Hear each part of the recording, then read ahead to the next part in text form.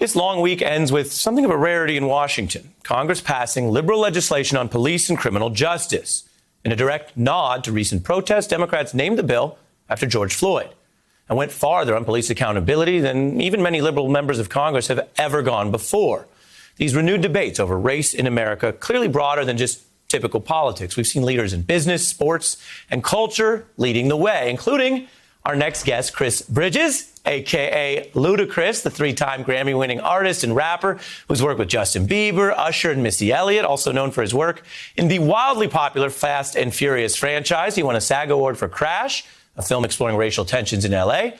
Ludacris has been speaking out on many issues. He also attended George Floyd's memorial service, and his new initiative is Kid Nation, advancing education through music. We're going to get into that. Ludacris joins me now, along with our friend and presidential historian Michael Beschloss, an award-winning author of 9 books. He also has an Emmy.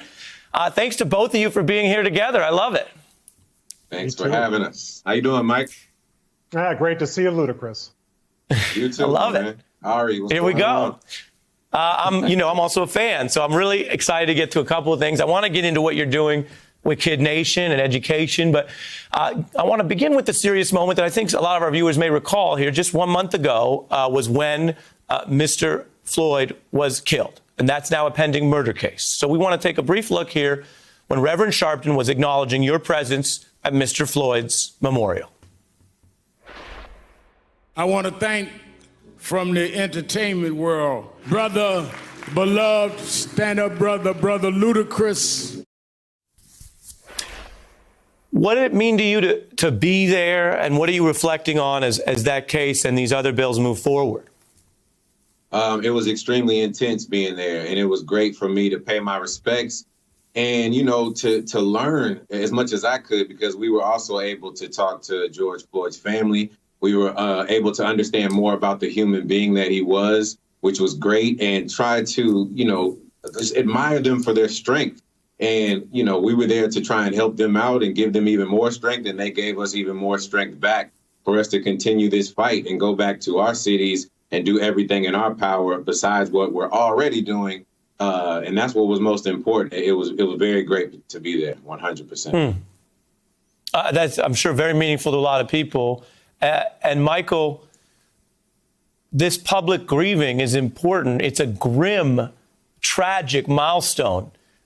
That this is called a George Floyd bill because he didn't have to die, according to so many people and experts we've talked to. But talk to us about that piece of this history. Well, first of all, I want to say Ludacris is being very charmingly modest about his role in this, but historians are going to study this last month for a very long time. We're in many ways living in a different society because of the protests that occurred over the last 4 months. And at so many of those most important protests, Ludacris's work provided the soundtrack and motivation for a lot of the people who are out there trying to change this country. But that's something, in history, unfortunately, oftentimes it takes a tragedy to open people's eyes.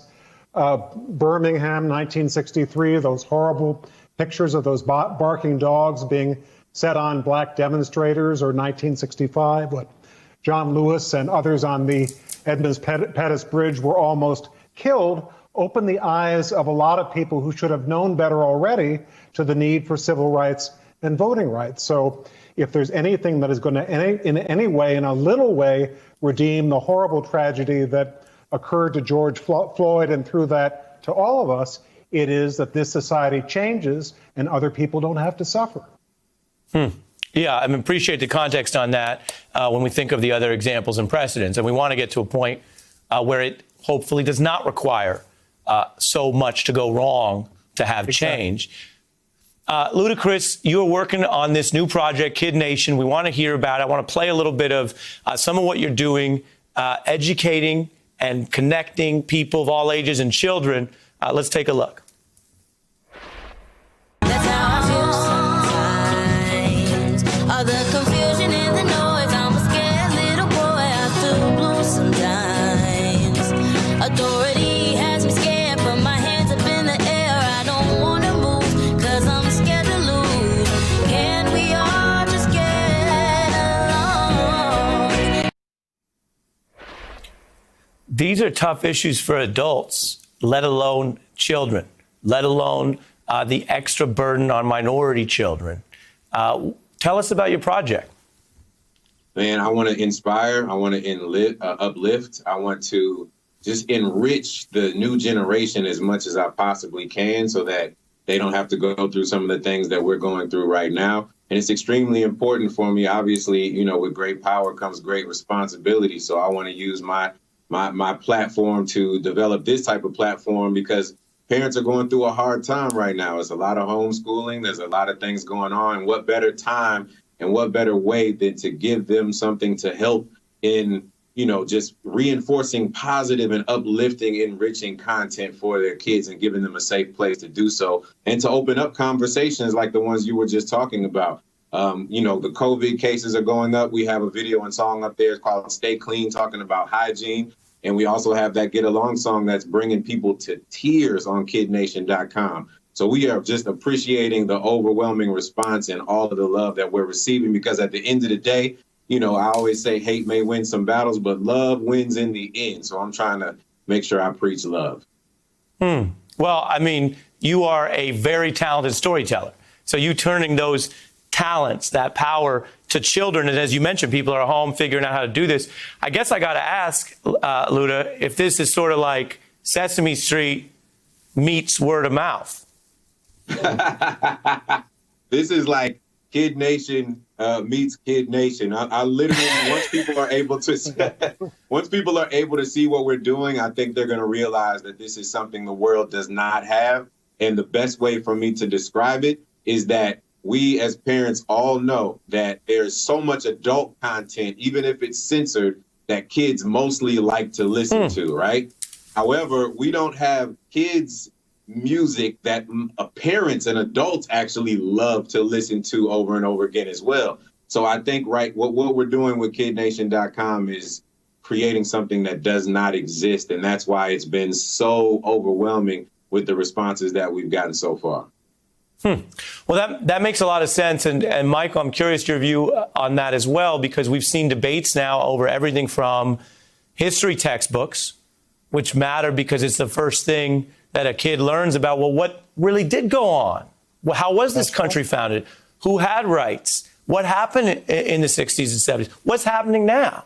And we have that for children. We also have children who are going to their state capital or other formal gathering places, and they're seeing treasonous Confederate icons to this day. And that's been, of course, a debate as well. So your view on all the above, Michael? Well, Ludacris, I just want to say I love what you're doing because, you know, these are the kids who are going to have to save this country. The older generation in power has totally screwed up. They're the ones who are going to have to rescue this society. And what better start than to be able to listen to this and get some hope and get some information and a sense of connection, and also a sense that they've got an assignment, which is they're not just going to grow up in this society. They've got work to do to make it a lot better than we've left it to be. He gets it. I love that. Luda, final thought, sir? Man, I just appreciate you using your platform to talk about something positive, because we have enough negative things going on right now. And I'm just looking for solutions and looking for answers. And I'm going to continue to do as much as I possibly can. So thank you, both of you, for giving me this platform to talk about this. Greatly appreciate it. Of course. Ludacris, this was wonderful. Your first time on the beat. I hope you come back. I love you and Michael chopping it up on a lot of these themes. Thanks to both of you. I wish you both a great weekend. Thank you. Absolutely. Everybody follow at Kid Nation on Instagram, too. There it is. Kid Nation on IG for all ages. Thanks to both of you. Hey, I'm Ari Melber from MSNBC. You can see more of our videos right here, or better yet, subscribe to our YouTube channel below. You could have been anywhere in the world, but you're here with us, and we appreciate that.